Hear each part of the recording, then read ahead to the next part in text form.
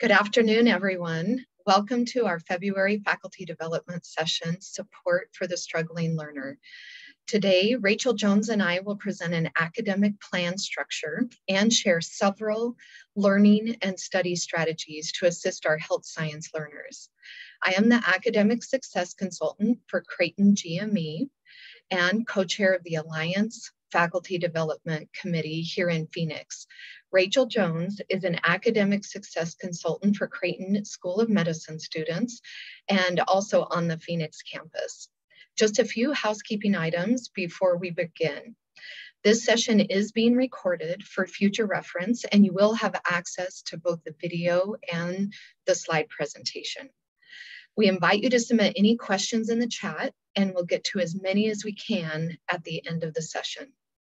We do ask that you remain muted with video off unless asking a live question, just to assist with the recording. Also, this session is eligible for continuing education, and you will receive the website and activity code for that credit at the end of the session. There is a short survey associated with the continuing education, and we thank you in advance for giving us any feedback about this session. Both Rachel and I love working with health science learners at different points in their academic journey. We're grateful for this opportunity to share some strategies that we use with our learners and hope that during this session, you will find something to incorporate with your own learners. So we'll go ahead and start with our objectives. And Rachel, can you see that screen okay? Making sure that I'm advancing? Yes. Great, thank you. So our objectives today are, we would like you to consider deficits of struggling learners and what that actually looks like. And we're going to talk about some of those. We would also like you to increase your comfort level with academic plans. And we're going to be introducing a very basic academic plan with you that you could use tomorrow. It is so simple to use. You could use it tomorrow with learners. It doesn't take a lot to learn how to use it. And that's what we're really hoping, is that we're presenting things that are easily accessible and easy to start using right away. So we'd also like you to explore some learning and study strategies to use with struggling learners. And this is where we're going to put a lot of focus in this session, along with our last objective, which is expand knowledge of increasing memory. So these last two bullet points, we're going to spend the most time on today. So what is a struggling learner? We read from How to Learn and Teach that a learner who is significantly below performance potential because of a specific affective, cognitive, structural, or interpersonal difficulty is a struggling learner. So it may look different from learner to learner, and we're going to talk about some of those things. Some of the reasons that learners struggle could be any number of these, and it could even be more than we have listed. But these are some of the things that we find when we work with learners that they may be struggling. They may have a lack of knowledge.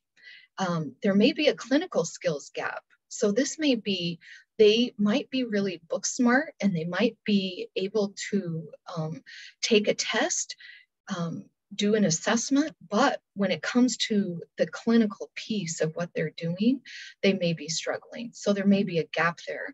They might have test anxiety. We find that a lot with learners, that they're just anxious when they have to try to show what they know. They may have communication issues, and this may be between themselves and patients, or may also be between them and anyone on their team, so any of their peers. They may have professionalism difficulties. They may have home or family matters going on that are making it difficult for them to find the time to study or to perform well on their assessments. There may be interpersonal stress or mental well-being that might be causing them to struggle. There may be they may be having poor time management or organizational difficulties. And of course, the just having a poor study plan, like what are they going to do next? And that may be a reason that they struggle.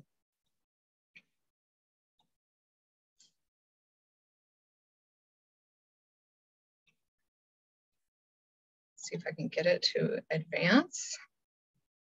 There we go.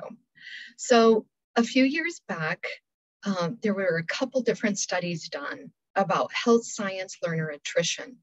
And the first study differentiated between different health science learners. And you can see here, physical therapy learners, occupational therapy learners, College of Nursing, and then School of Medicine. And there's a range on School of Medicine because of the different programs. So some of the programs had a little bit higher attrition than other programs. And then another study just did a more global look at health professions, and they found about 13% of health science learners were really struggling and not able to continue. Now we do know these are national studies, and we do know that Creighton has higher level of retention because of how great our faculty is and how well you work with learners. But we do know because of these studies that learners are struggling, and they do struggle here at Creighton as well. And how do we know that they're struggling? So they may be asking questions all the time, or they may be asking the wrong questions, or they may not be asking any questions at all. So just kind of pay attention to the kinds of questions they ask, or if they're not asking any questions, that may be a sign that they're struggling. It could just be direct observation. So you know what it looks like to be doing it well, because that's what you already do. And so when you see a learner that is struggling, you just see that they look a little bit off, they look like they're struggling. So it could be just direct observation. And of course, it could be assessments, and it could be written or verbal or clinical assessments, any of those. You could have a struggling learner that is studying all the time. And yes, they are going to have to study a lot when they're in any of the health science professions. They have really got to study a lot. But we find that learners that are struggling, sometimes they study so much that they're not taking care of themselves. And they keep thinking that the more and more that they study, that the better it's going to be. But really, it might be adding to their anxiety. And so you need to watch for that as well. They may self-disclose. They may reach out to you. They may reach out to a mentor. They may reach out to a coach. And then, of course, there is inquiry. You can just ask them if they're struggling. So lots of different ways for how we know that a learner may be struggling. And whose responsibility is it to help these struggling learners? Well, each program must develop and maintain a system for identifying, coaching, and reassessing struggling learners. So even after the coaching happens, even after the mentoring happens, there's got to be a way to see if the learner is progressing. So that looks different in every single program, but it is a responsibility that we have within our own programs. And the responsibility for learning really rests with each of us, teacher and learner. So learners have a responsibility as well.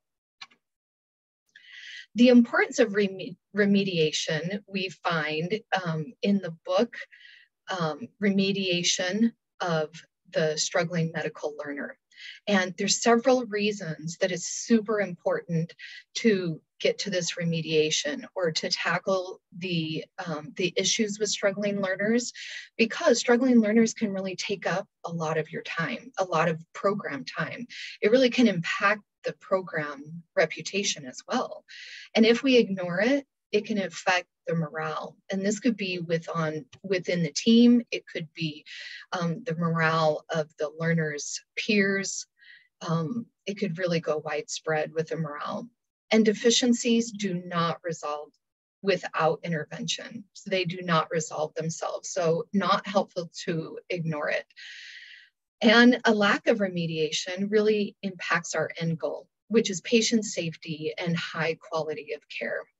And our obligation is to educate all learners. So lots of important reasons to tackle remediation with those struggling learners. But the good news is that learning is an acquired skill. We can actually teach learners how to learn better. We can teach them how to study better. So that's the good news that we're going to be sharing today. And the important work of learning is that the most effective learning strategies are really not intuitive. So lots of times in the health science studies, rereading or cramming for a test because they've got so much to do and they're really cramped for time, these kinds of things that they're used to doing are really least productive. So we're going to talk about strategies that are evidence-based and a little more productive than just cramming for a test. And learning is actually deeper and it sticks with them more. It's more durable when it takes effort. So when they have to work really hard to learn something new or to remember something, it's actually better for them because it actually lasts longer. And that's what we want for learners. We don't just want them to be able to pass the test that's on Friday of this week. We want them to be able to take what they've learned and really have it stick with them and to be able to use it when they're in their own practice. So the very first thing that I do with any learner that comes to me is I start with a basic academic success plan. Very, very basic. And you may think, oh my goodness, this is so simple. It's too basic. But I do find that a lot of the struggling learners don't even have a basic plan in place. And these are the 4 things that I talk to them about. So location, duration, information, and rejuvenation. So let's go back over those just a little bit. Location, the question that I ask them is, where do you study? And I have found some struggling learners do not already have a place that they study, or some are just studying on the couch and they're trying to balance their laptop and they're trying to spread out all the material on their couch or their bed. They need a good table. They need a good chair. They need to feel comfortable, but they also need to have a dedicated space where it's not too comfortable. So a couch or a bed is so comfortable that they may forget this is my study time. So this may look like staying on at school, in the school campus. There's so many great places on both Phoenix and Omaha campuses for health science learners to stick around, stay, find a quiet place, a good table, a good chair, and just make that their study place. It might be they stay on at the hospital. Maybe they're doing rotations at the hospital. And there's a quiet place there that they can use. And maybe they say to themselves, I'm not going to call it a day. I'm not going to leave work until my studying is done. So wherever that location is, it could be a dedicated place at home if there's not distractions. The next thing is duration. So when do you study? Whenever I ask learners, when do you study? Of course, I may be working with more struggling learners, but sometimes they say to me, whenever I get a chance, whenever I can fit it in. But if it's not planned, the duration of their study for the week or for just even the next day, if it's not planned, they're probably not going to get around to it. So they need to have a plan of maybe 3 days a week, maybe 5 days a week, depends on their program. It depends on how close they are to an assessment. That's going to look different, but each week they need to look at their week and say, how long am I going to study? Am I going to do it for 2 hours at a time? Am I going to do questions for an hour at a time? Whatever that looks like for them, there needs to be a plan.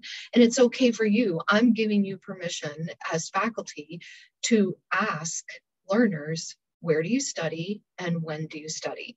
And let's put a plan together. Now, information is where we're going to be spending most of our time during this session. But they are going to have lots of different kinds of material, lots of different resources, depending on their program.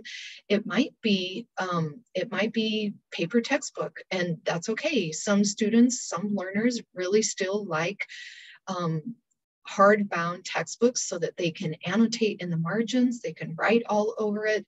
And then others prefer online. And there's lots of different kinds of material and resources out there. And we're going to talk about some of those, but asking them, what do you study?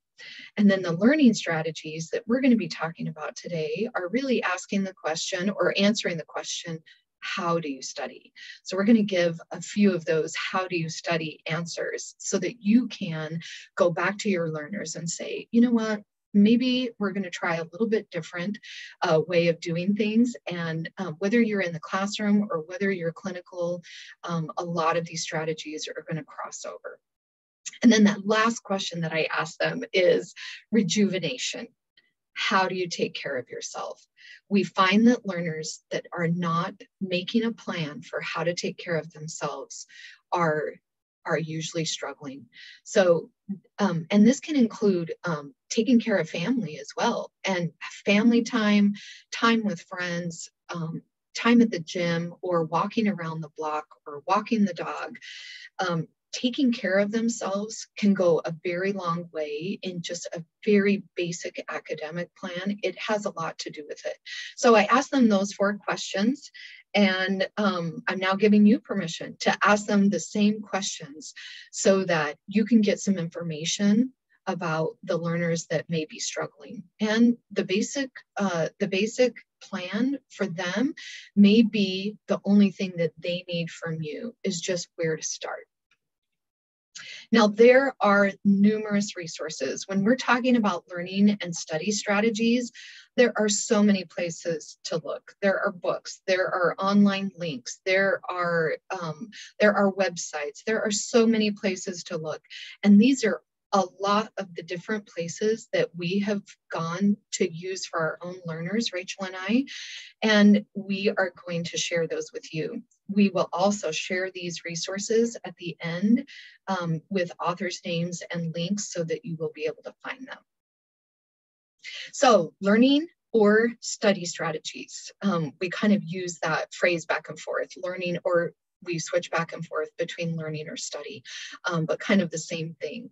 The thing we want you to know is that these are interchangeable. They can be used at the same time. You can use them across programs, and it does not take a lot of time to learn these or to teach these. So going back to our, when I was talking about our objectives, one of our goals for you is to just choose one today, one new thing that you've learned today after today's session that you can use tomorrow with your learners, whether it's clinical or in the classroom.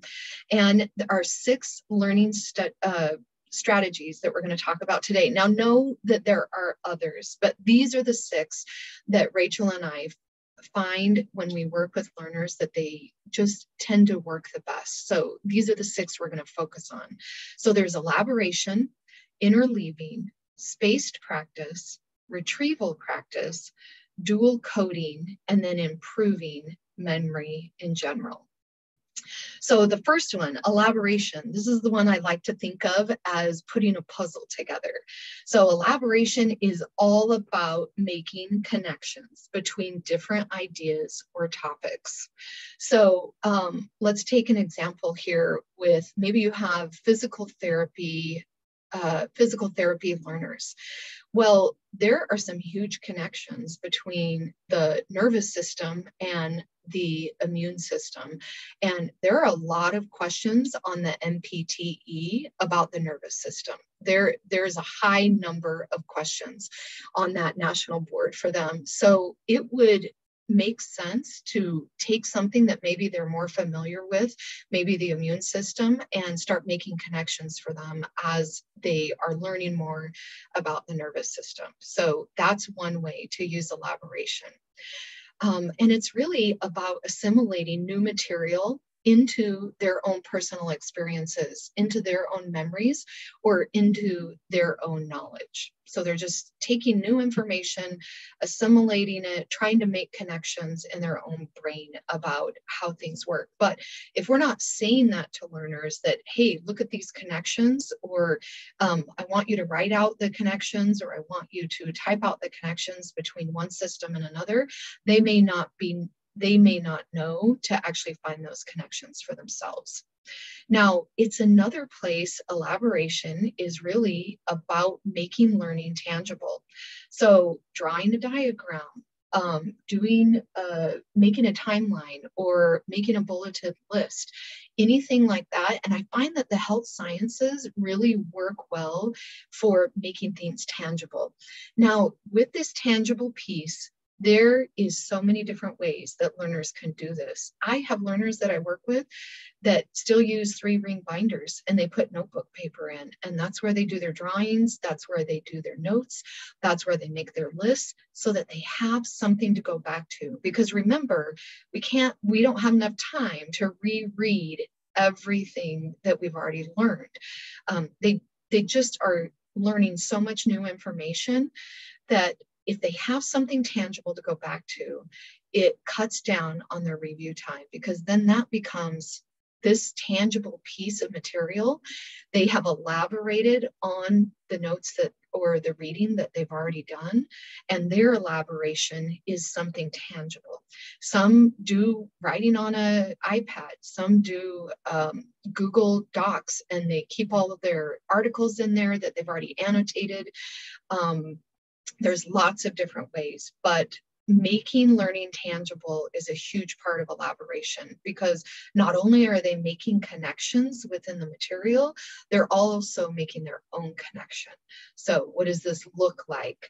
How am I going to remember it? How am I going to make review material? So this one is super, super important, and you can see how it could work for any kind of program within health sciences. So the next one is interleaving, and I like to call this the topic toggle, going back and forth, toggling back and forth between material. There is also, I also like to call it the style switch. So also going back and forth between actual material or styles of resources. And it may feel more difficult than studying one thing for a long time, but it actually lends itself to more enduring material, because a learner has to work hard to toggle back and forth between material or toggle back and forth between styles. So let's go back to topics, what this would look like. So in 1 week, let's just look at a week, and you can see the different topics at the top there, topic 1, 2, 3, 4. So maybe you've got occupational therapy learners and they're trying to study for the MBCOT. There's a lot of different material that they can toggle back and forth with. So maybe Monday, they're going to really focus their learning and their studying on addressing wounds.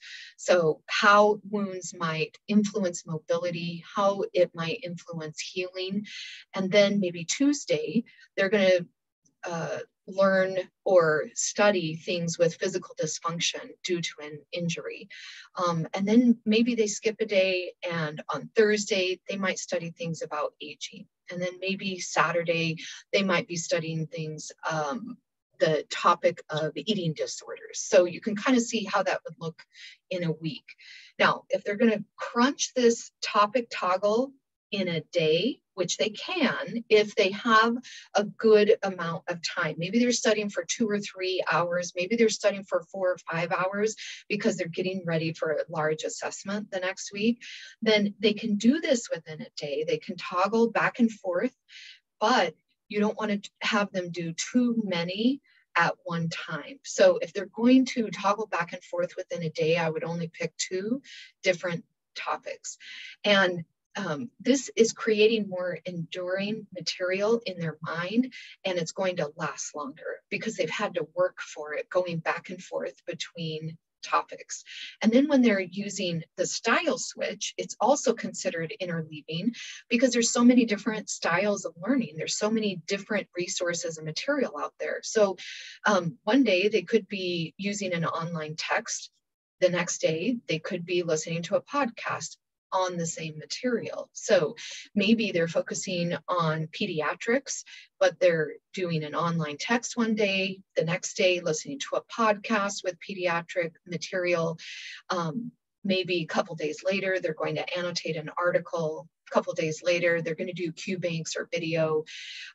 So they can do either one. They can do a topic toggle or a style switch. Both of those are considered interleaving, and it actually is helping to create a more enduring connection to the material.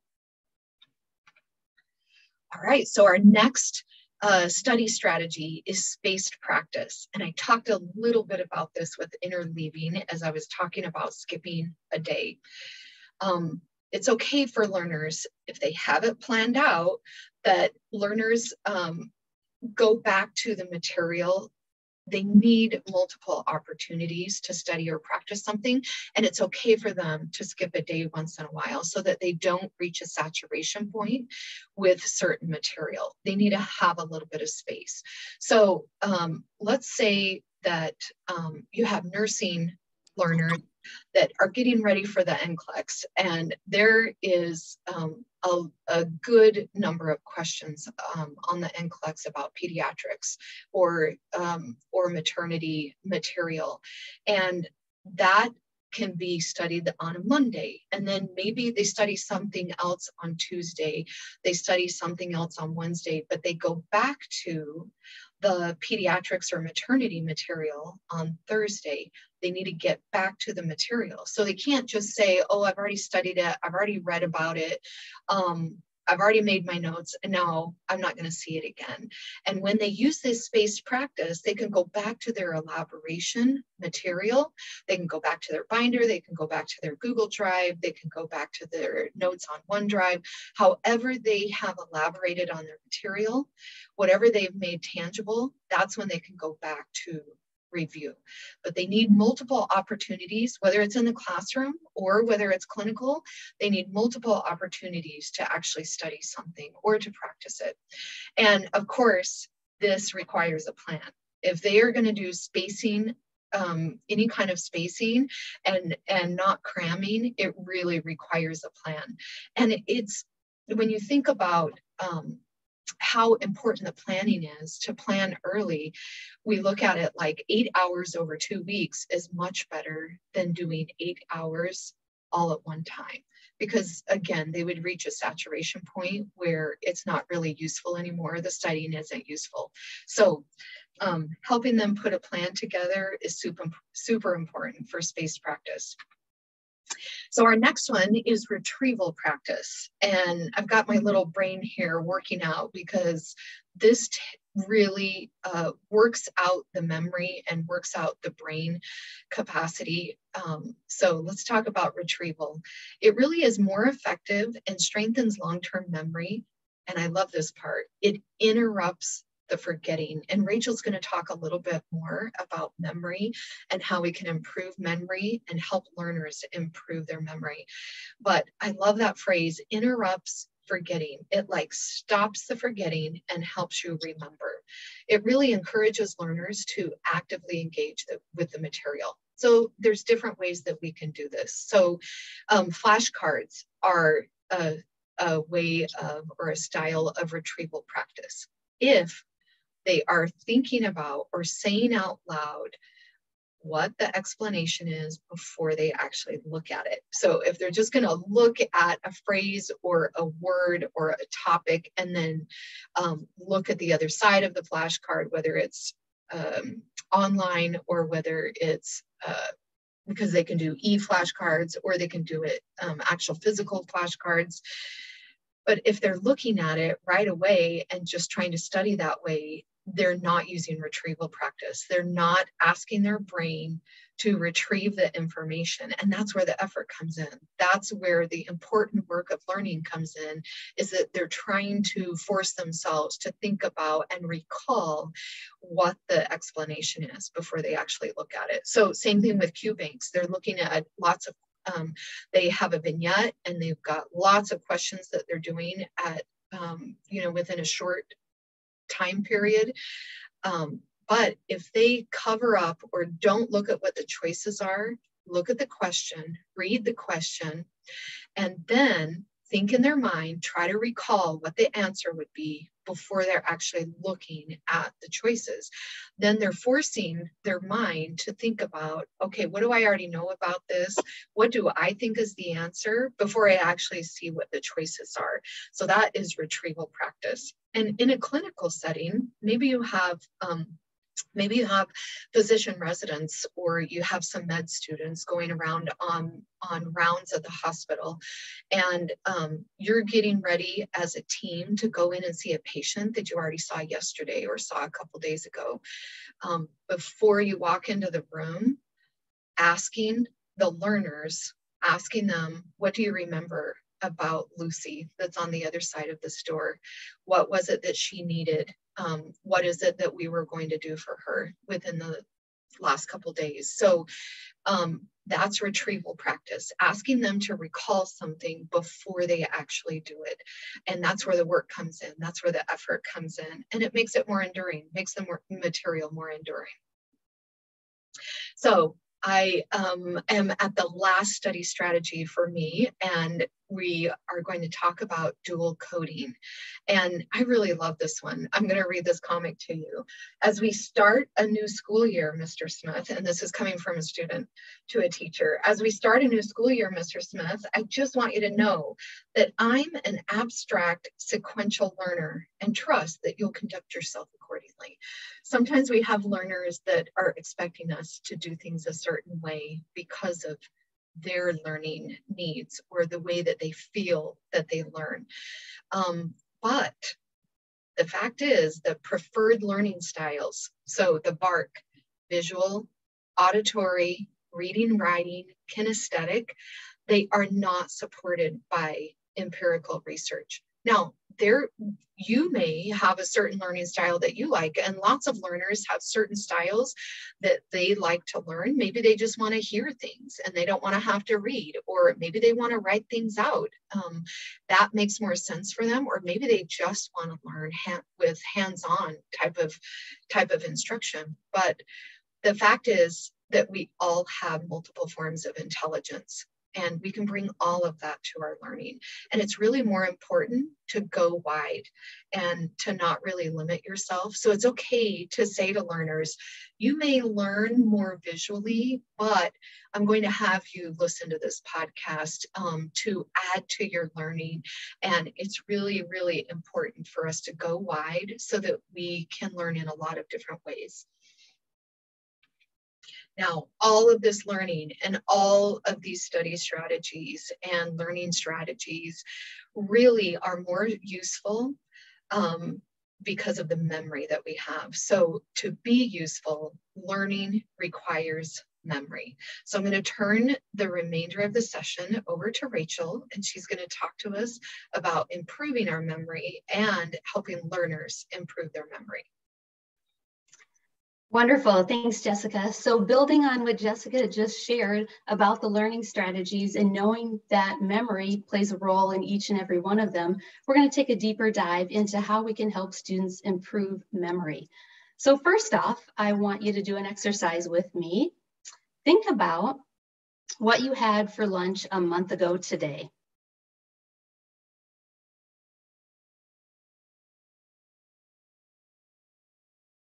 All right, now let's think about what my last vacation was like.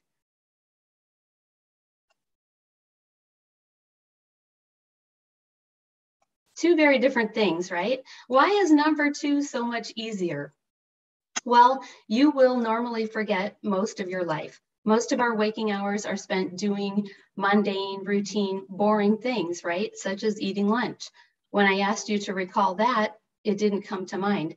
Now, when I asked you to recall your vacation, you probably It was somewhere exciting, hopefully a new city, very novel, something that you have remembered because you posted about it, you took pictures, you shared with your family, you've told the tale. It's a memory now that you'll never forget, as opposed to what you had for lunch, which was very forgettable. So what if learners could approach studying like this? What does this look like?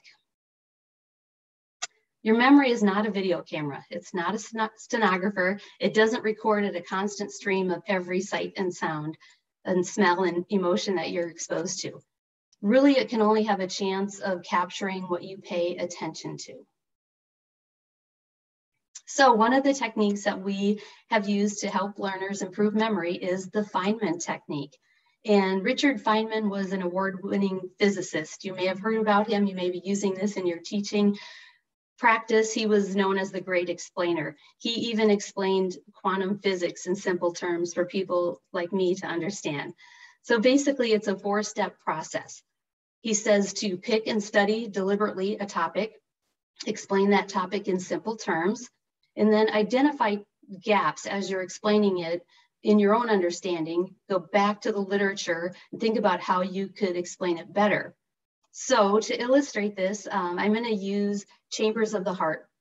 Let's pretend that a learner has just been in a classroom or read a chapter about chambers of the heart. So step 1, talking about chambers of the heart. You know, when your heart functions normally, all of the 4 chambers are working together, pumping blood, circulating it throughout your body. So there's a right atrium that receives oxygen poor blood from the body. It pumps it to the right ventricle. The right ventricle pumps it to the lungs, and then the left atrium receives oxygen-rich blood and pumps it to the left ventricle. The left ventricle pumps the oxygen-rich blood into the body. Okay, so that's where the magic happens. As I'm explaining this, I'm just thinking, wouldn't it be nice if I had a diagram to point to and talk about the various chambers? So going back, then step 3, and filling in those gaps, thinking about my understanding, what else could be helpful, making sure there aren't any jargon or things that are unclear to the learner. And so when I go back, I think, maybe I could have used an analogy. So thinking about the chambers of the heart, if I explained it in a different manner, it's like a 2-story house, right? There's 4 rooms or 4 chambers that are separated by strong walls. So that would be the 2 atria upstairs, the 2 ventricles downstairs. And the heart is pumping oxygen-rich blood through those chambers, which are the valves of the heart, which would be represented by doorways. So that's a quick illustration of how you might use the FEYNMAN technique to explain either a complex or an interesting subject. We also think that it has application for different areas of, next slide, please, Jeff. Thank you. For health sciences learners. So for example, didactic, thinking about the classroom. How could we implement FEYNMAN to increase memory in the classroom? Well, after the students leave the classroom, if they gathered in a small group and debriefed on a lecture or video, they could take turns explaining a concept to each other. And then the other students, while listening, could help identify the gaps in understanding. It could be used in simulation.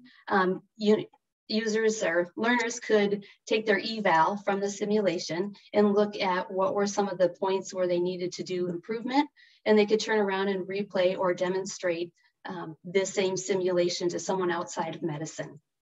Case-based is a perfect scenario. This is where students are reviewing a vignette and picking out key information to arrive at a clinical decision. So perhaps instead of jumping right into it, students could pause after reading the vignette and explain it in their own words to clarify understanding. And then finally, in clinical learning, learners, and I know that our medical students do this for sure because I've heard them talk about this, they journal the patient interactions, whether it's after each patient or at the end of the day. And then perhaps they take their most challenging one that they weren't sure they fully understood everything, and they turn around and they tell the story of patient X to someone outside of medicine. So this can reinforce the memory. And next, talking a little bit about how we make and retrieve memories. So Lisa Genova is a neuroscientist and a best-selling author. You may have read some of her books. In this one, Remember, she delves into how memories are made and retrieved, and based on her work with Alzheimer's patients. So she says that memory is profoundly impacted by meaning, emotion, sleep, stress, context, all of the things in the environment. Maybe we can also apply these concepts to our health sciences learners. Next, so thinking about how to do this, first, acknowledging and expecting to forget. That's normal, right? You are probably familiar with the Ebbinghaus forgetting curve. We only retain information after several repetitions. Jessica was sharing about how important it is to do spaced repetition. And only after 5 repetitions, it's something like 80%. And so really setting ourselves up to know and acknowledge that we might forget. What's the thing that I do? Well, I write it down. And so writing it down is your first step, but that's not all. You can take it just a step further and do some other things such as saying it out loud, associating meaning and emotion. That was really that elaboration Jessica was talking about, connecting it with things you already know, adding narrative, telling it in a story, making it come to life and conceptualizing it. I explained the chambers of the heart, but I didn't talk about why would it be bad if the heart didn't work or stopped pumping or one of the chambers was broken. And so thinking further out and getting more into the why about it. All right, so this is a model that we've used with students to help them focus and try to remember. First thing that you want to do is get interested. Just acknowledge maybe some of the topics that are being covered are boring, such as, you know, same as eating your lunch, but treat it like your last vacation and think about the subject matter as exciting. So paying attention, approaching topics with curiosity, such as chambers of the heart or anything else you might learn. Setting learning goals. So thinking about how each and every one of these steps are contributing to a larger goal, such as, you know, matching in medical school or doing well on boards or mastering a certain procedure.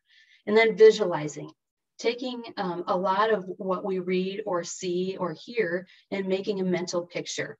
Remembering pictures is a lot easier than remembering words. That's where sketching also might come into play, making it come to life. Creating the associations.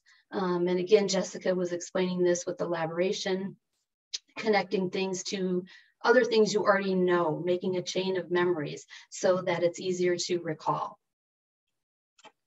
And then lastly, kind of telling it in your own words. So just like I did with the chambers of the heart, saying it in a story in your own words and repeating that over time. And that kind of combines our FEYNMAN, spaced practice, and spaced retrieval. All right, what else can learners do? Well, using checklists or calendar blocks, I always put it in the frame of, are you task-oriented or time-oriented? And they will come up with whether they use a checklist or they like to have things on their calendar. So this will help with time management, acknowledging distractions and managing those. I was just talking to a student who shared with me that they went on dark mode on their phone and they shut off all notifications. Some of them have even gone as far as deleting some of the social media apps. So really good. Getting enough sleep. We know that that's where the memory consolidation actually happens. And then sharing your academic plan with someone. So ask your learners, do you have a plan? Who have you shared it with? That will help reinforce and make them accountable. So in summary, we can help our struggling learners and really all learners by introducing learning strategies that might apply in their specific settings in the clinical setting. Of course, sharing tips on improving memory as it applies to our learners, and then encouraging them to use resources and support, such as academic success. Now we really would like you to share with us. We'd like to give you the opportunity to tell us how you've supported students, struggling learners, any comments or questions that you might have. You can unmute or you can put it in the chat. We would love to hear from all of you.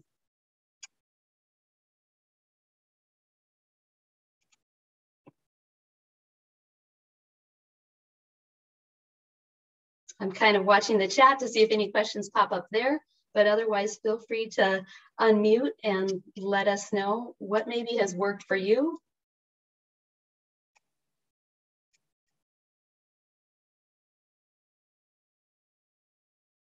And maybe we don't have any questions today. Oh wait, something in the chat. Testing before and after. Yeah, that's really great. Thank you, Dutch. I think getting a baseline measure of what the knowledge is initially, and then hopefully teaching that information and students quizzing themselves on that information, leading up to retesting. I like that a lot. What else?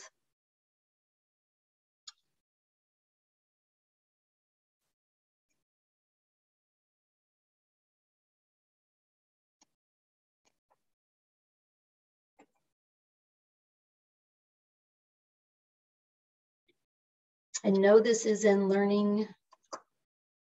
Whoops, I lost the chat. One moment. Learning strategies, but could you say something about how to handle test anxiety? Yeah, Jess, do you want to take that one, or do you? Either one of us. But we do lots of mindfulness practice with learners that come in with anxiety. We've also, within the Alliance, we've had a wellness director for the last couple of years that can also help with that. But lots of really good breathing techniques. And then it has a lot to do with sleep, like Rachel was talking about. But also just practicing the cue banks quite a lot, so they can get themselves ready for how many questions need to be answered within an hour. Because if they are somebody that they have so much anxiety that they're not even answering all the questions, that creates more anxiety. So I make sure that the learners know exactly how many questions are on the test. And I know it varies depending on the program, and it depends on some of the health science tests are the number of questions you get depend on how you're performing on the test. So I understand that's a little bit different for each program. But for my learners, having them actually know how many questions are on the test, how many do they need to do in an hour, and then actually practicing that for the with the cue banks, so that they're actually getting in the habit of doing a question a minute or a question in a minute and a half. Kind of depends on the program, how many questions they have. So that's super important. But then breathing and mindfulness, trying to be in the moment. I practice that with them in my office or over Zoom. When we're doing that, we do some breathing techniques. So that can help with the anxiety. Yeah, I agree. I'd like to say we all have some degree of test anxiety. I think the practice tests are key. In the School of Medicine, we have what are called MBMEs for our third-year students that are actually simulations of their shelf exam. And so if you are practicing what that's going to be like on exam day, it could level set some of the anxiety. Manisa shared mnemonics help them remember facts as well. Absolutely. Give a test so they know what I am looking for and they can watch for on the service, then retest to see how they progressed. Absolutely. Meet and retrieve their H and P's in private. Okay. Do you want to share more on that, Dutch, at all?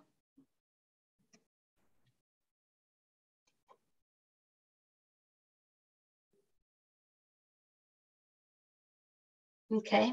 Dr. Watkins encouraging students to use chunking and a method, LOCI. Yeah, Jessica and I talked about that. I thought it was too far out to explain on this short video, but absolutely. And so LOCI being that technique where you, I think this is right, engage in what is familiar and then tie what you're learning back to that so that you can remember. Anyway, look that up, Google that technique, ask how they think they're doing. Absolutely. Ask in the OR if they have any questions. Yes. Yeah, I think the clinical learning is so different than the classroom learning. Celeste, I've talked with students about using other tools and strategies to calm oneself, ground oneself, and encourage students to take time for self-care. Perfect. And Doug, have them look up papers and discuss the paper with other residents. Yeah, journal club. Always give positive reinforcement. Kelsey, in some cases, I feel like it requires some deeper digging to find out if there's outside stressors that are really impacting success. Yeah, like family or financial, sometimes actual learning issues, so much that the environment affects the ability to do well.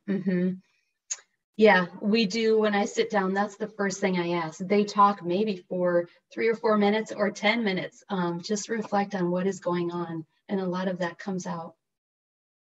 And it's Marvin, part of that, Rachel, it's also part of that rejuvenation. What are they doing? And if I to self-care, and if I find that they're not able to fit that in, then we may start there. How are you taking care of yourself? How are you getting some exercise? If there's other things going on. And I do say to them, I hope to not be too personal, or if this is too personal, you do not need to answer, but it's okay to keep digging a little bit, and they'll give you as much information as they would like to share, so that, because you're a mentor for them, you're a coach, you're somebody that they look up to, you're somebody that is already doing what they would like to do. And so that makes a difference for them in a small private time where you can ask them those questions about how they are taking care of themselves and what distractions do they have that are going on outside of the academics. Super important to go ahead and ask those questions. Absolutely. Lots more stuff in the chat. Thank you. Marvin shared about a GME trainee, specific tips for time management. A trainee came in and needed to come to the hospital earlier to be prepared for rounds. Absolutely. Identification of specific goals, such as learning the names of a commonly used group of drugs, reviewing progress on the daily goals. Yeah, it's almost like at the end of your day, if you could just do a recap, and even if you're speaking to the mirror or yourself, telling yourself what you learned that day. Negative in private, very good. Jennifer, give them specific goals to work on for the day or week. Sometimes it has to be chunked down to the hour or the day rather than the whole semester. Excellent. Thank you for all of those shares. Anything else, go ahead and put it in the chat. We have just a few more minutes, and then Jessica's going to share with you how you can get the CME credit.